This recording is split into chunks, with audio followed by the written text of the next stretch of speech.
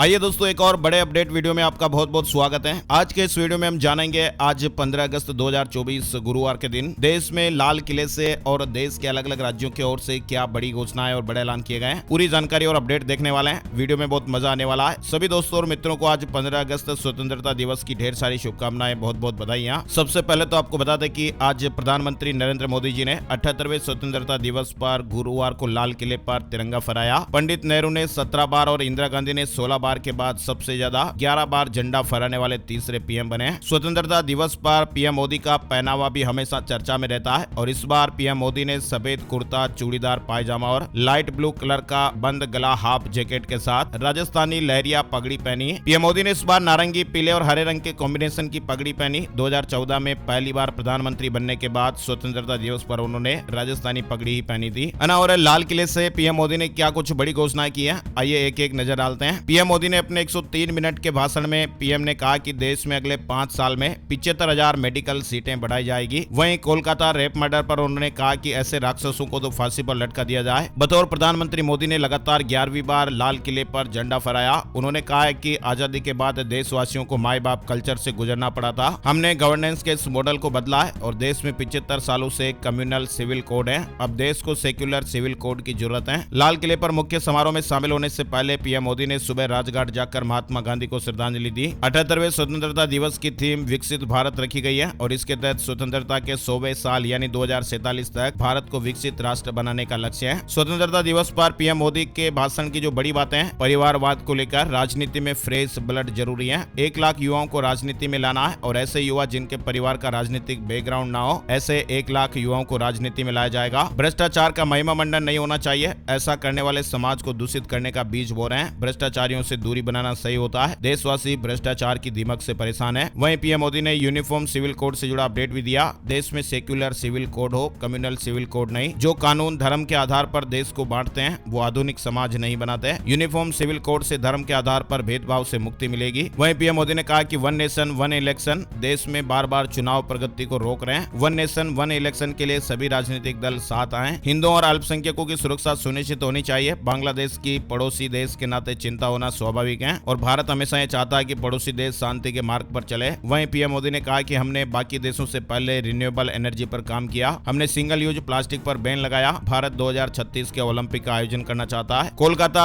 में जो घटना हुई उसको लेकर भी पीएम मोदी ने कहा राक्षसी कृत्य वालों को कड़ी सजा मिले, पापियों में डर पैदा हो। कोलकाता के मामले को लेकर देश भर में आक्रोश है और महिलाओं के खिलाफ अपराधों की जल्दी जांच होनी चाहिए, सजा भी मिलनी चाहिए। पाप करने वालों की सजा पर चर्चा हो, ये डर पैदा करना जरूरी है। पीएम मोदी ने कहा कि हमने 1500 से ज्यादा कानूनों को खत्म कर दिया। न्याय संहिता, छोटी गलती के चलते जेल जाने वाले कानूनों को खत्म किया गया है। डिफेंस सेक्टर में हमारी आदत हो गई थी कि बजट का पैसा कहाँ जाता है, विदेश से इंपोर्ट करते थे। आज इसमें भी आत्मनिर्भर बने। बैंकिंग क्षेत्र में भी हमने रिफॉर्म किया तो दुनिया की मजबूत बैंकों में हमारी बैंकों ने स्थान बनाया। हम किसानों की मदद कर रहे हैं, आसान लोन दे रहे हैं और उन्हें टेक्नोलॉजी से जोड़ा जा रहा है। आज दुनिया के लिए ऑर्गेनिक फूड बनाने वाला फूड बास्केट हमारे देश का किसान बना सकता है। पीएम मोदी ने कहा कि 2047 तक विकसित भारत का संकल्प पूरा करेंगे। विकसित भारत के लिए देशवासियों के 10 सुझाव। भारत को दुनिया की स्किल कैपिटल बनाए, देश को मैन्युफैक्चरिंग का ग्लोबल हब बनाए, देश यूनिवर्सिटी हब बने, भारत फिर विश्व गुरु हो। भारत को हर क्षेत्र में आत्मनिर्भर बनना चाहिए। हमारा मोटा अनाज दुनिया की हर डाइनिंग टेबल पर हो। देश की न्याय व्यवस्था में रिफॉर्म होनी चाहिए। भारत का अपना स्पेस स्टेशन होना चाहिए। हमारी पारंपरिक औषधि को विकसित करना चाहिए। भारत तीसरी इकोनॉमी बननी चाहिए और शासन प्रशासन में कैपेसिटी बिल्डिंग का अभियान भी चले। वहीं पीएम मोदी ने कहा कि आपदाओं में जिन्होंने अपनों को खो दिया है उनके साथ देश खड़ा है। इस साल और पिछले कुछ सालों से प्राकृतिक आपदा के कारण हमारी चिंताएं बढ़ती जा रही हैं। इसमें अनेक लोगों ने अपने परिवारजनों को खोया है, अपनी संपत्ति खोई है, राष्ट्र को भी नुकसान हुआ है। पीएम मोदी ने कहा कि मैं आज उन सभी के प्रति भी संवेदना व्यक्त करता हूं और उन्हें विश्वास दिलाता हूं कि ये देश संकट की घड़ी में उनके साथ खड़ा है। पीएम मोदी ने इस बार सबसे लंबा 103 मिनट का भाषण दिया और इस तरह से कुछ चर्चाएं और बातें हुई। और हिमाचल प्रदेश में क्या कुछ अपडेट आए हैं, आइए जानते हैं। हिमाचल सीएम ने पत्नी के विधानसभा क्षेत्र में झंडा फहराया। सुक्खू ने 75 साल से ज्यादा उम्र के पेंशनरों को एरियर देने समेत 5 बड़ी घोषणाएं की है। मुख्यमंत्री ने 75 साल से ज्यादा उम्र के सभी पेंशनरों का एरियर एकमुश्त चुकता करने की घोषणा की। इससे राज्य के विभिन्न विभागों में रिटायर्ड लगभग 30,000 पेंशनर्स को लाभ मिलेगा। मुख्यमंत्री ने कहा कि दूसरे कर्मचारियों और पेंशनर्स का एरियर भी चरणबद्ध ढंग से चुकता किया जाएगा। मुख्यमंत्री ने कहा कि ग्रीन पंचायत के तहत 10 विधानसभा क्षेत्र की पंचायतों में 500 किलोवाट का सौर बिजली प्रोजेक्ट लगाया जाएगा और इससे पंचायत को बिजली का लाभ मिलेगा। सीएम ने बड़ी घोषणाएं की है। देहरा विधानसभा क्षेत्र में अधीक्षण अभियंता यानी ऐसी इलेक्ट्रिसिटी खुलेगा। देहरा में ऐसी जल शक्ति और ब्लॉक मेडिकल ऑफिस की घोषणा हुई है। पोंग विस्थापितों को मालिकाना हक दिलाने का भी भरोसा दिया गया है ना। और बिहार में भी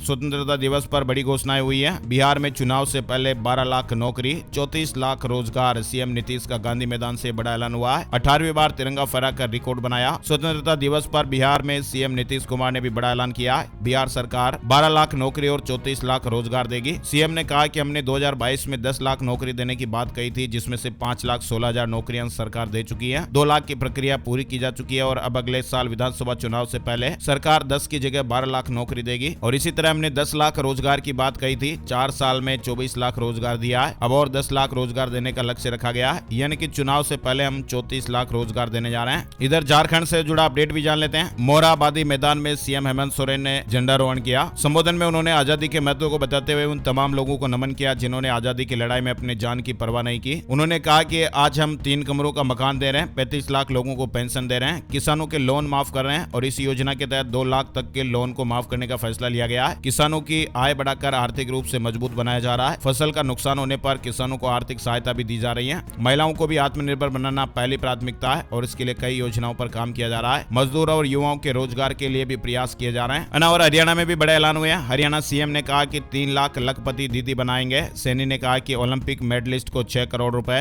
शहीद परिवारों को 1 करोड़ रुपए दे रहे हैं। अग्निवीरों को 10% आरक्षण भी दिया। हरियाणा के मुख्यमंत्री नायब सैनी ने 78वें स्वतंत्रता दिवस पर कुरुक्षेत्र में तिरंगा फहराया और इसके बाद सीएम सैनी ने कहा कि मैं हरियाणा के लोगों को शुभकामनाएं देता हूं। सीएम के संबोधन की 5 महत्वपूर्ण बातें सामने निकल कर आई। स्वतंत्रता सेनानियों और उनकी विधवाओं को 40,000 रुपए पेंशन। देश के लिए मर मिटने वाले स्वतंत्रता संग्राम सेनानियों और उनकी विधवाओं की हरियाणा सरकार ने जुलाई महीने में पेंशन बढ़ोतरी करते हुए 40,000 रुपए महीना कर दिए हैं। इसके अलावा सीमा पर शहीद होने वाले सैनिक के परिवार के लिए भी अनुग्रह राशि बढ़ाकर 1 करोड़ रुपए की गई है। इसके साथ ही उनके आश्रितों को 415 सरकारी नौकरियां भी दी गई। हरियाणा सरकार अग्निवीरों को सरकारी नौकरी में 10% आरक्षण भी दे रही है। सड़क पर दौड़ती हर दूसरी कार हरियाणा में बनी। हरियाणा के युवाओं ने हाल ही में संपन्न हुए पेरिस ओलंपिक में हरियाणा खिलाड़ियों ने बेहतर प्रदर्शन किया। खिलाड़ियों को प्रोत्साहित करने के लिए सरकार भी कोई कोर कसर नहीं छोड़ रही है। सरकार ओलंपिक में गोल्ड मेडल जीतने वाले को 6 करोड़ रुपए, सिल्वर मेडल जीतने वाले को 4 करोड़ रुपए और ब्रॉन्ज मेडल जीतने वाले को 2.5 करोड़ रुपए दे रही है। और ये देश में खिलाड़ियों को दे जाने वाली नकद राशि में सबसे ज्यादा है। सीएम ने कहा कि इसके अलावा सरकार उन्हें सरकारी नौकरी भी दे रही है। वहीं प्रधानमंत्री नरेंद्र मोदी ने देश में 3 करोड़ महिलाओं को लखपति दीदी बनाने का फैसला किया है। हरियाणा में भी 3 लाख महिलाओं को लखपति दीदी बनाया जाएगा। पहले चरण में 62,000 महिलाओं को सरकार लखपति दीदी बनाएगी। पंचायती राज संस्थाओं में महिलाओं को 50% आरक्षण का लाभ दिया जा रहा है। चलिए आगे बढ़ते हैं। अपडेट आ रहा है पंजाब को लेकर। पंजाब सीएम ने कहा कि 10,000 पुलिसकर्मी भर्ती करेंगे। हमारे सांप्रदायिक सौहार्द को तोड़ने की कोशिश न करें। पहली बार बीएसएफ की झांकी भी शामिल हुई। पंजाब में गुरुवार को स्वतंत्रता दिवस पर राज्य स्तरीय कार्यक्रम जालंधर में हुआ और इस मौके पर सीएम भगवंत मान ने झंडा फहराया। उन्होंने कहा कि देश को आजाद हुए 78 साल हो गए। आजादी पंजाबियों के लिए खास महत्व रखती है, क्योंकि आजादी के लिए 80% कुर्बानियां पंजाबियों ने दी हैं। आजादी मिलने के साथ ही पंजाब ने बंटवारे का दुख भी झेला है। हमें आजादी बहुत महंगी मिली है, लेकिन पंजाबियों ने देश की तरक्की में जो योगदान दिया है वह बेमिसाल है। पंजाब में भी सीएम के संबोधन की 5 बड़ी बातें सामने आई हैं। पंजाब की सोशल बॉन्डिंग बहुत मजबूत है। इसमें नफरत के बीज फैलाने की कोशिश मत करना। यहाँ पर ईद, रामनवमी, हनुमान जयंती जैसे त्योहार इकट्ठे मनाए जाते हैं। शहीद पूरे देश के होते हैं, उन्हें नहीं बांटना चाहिए।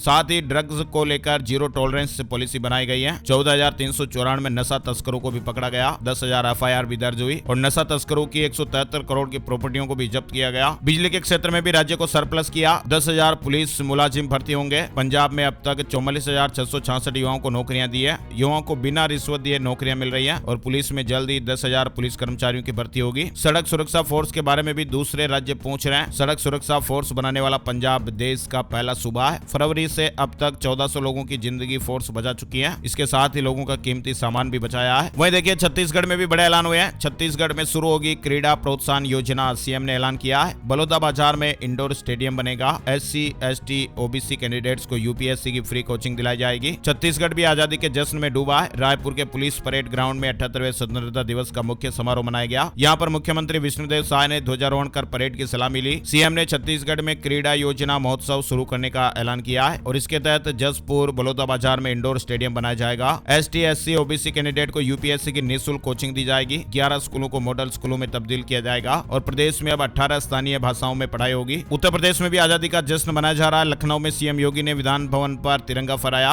और इस दौरान हेलीकॉप्टर से पुष्प वर्षा की गई। पूरे शहर में एक साथ राष्ट्रगान भी हुआ। चौराहों पर एक साथ रेड सिग्नल हुआ। 52 सेकंड के लिए पूरा शहर थम सा गया। 6 राज्यों से पहुंचे कलाकारों ने प्रस्तुत प्रस्तुतियां भी दी। अयोध्या में राम जन्मभूमि थाने के इंस्पेक्टर की कुर्सी पर बंदर आकर बैठ गया। इसके बाद इंस्पेक्टर देवेंद्र पांडे ने बंदर को सैल्यूट किया। इसकी तस्वीर भी खिंचवाई। इधर वाराणसी में भी बाबा विश्वनाथ को तिरंगे से सजाया गया। कुल मिलाकर देश भर में स्वतंत्रता दिवस का जश्न बड़े भव्य तरीके से मनाया जा रहा है। उत्साह का माहौल है, देशभक्ति का जज्बा है। एक बार फिर से आप सभी दोस्तों और मित्रों को ढेर सारी शुभकामनाएं, बहुत बहुत बधाइयां। कुछ राज्यों का अपडेट आप लोगों ने देखा और बाकी जो बचे हुए राज्य और बड़ी घोषणाएं हैं उनकी जानकारी हम आपको नेक्स्ट वीडियो में दिखाएंगे। तो लाल वाला सब्सक्राइब का बटन दबाकर इस चैनल को जरूर सब्सक्राइब कर लीजिए। MSC भाई आपके लिए अपडेट्स लाता रहता है ना। तो इस वीडियो में फिलहाल बस इतना ही। नए वीडियो में जल्दी मिलते हैं, तब तक के लिए जय श्री राम, जय हनुमान।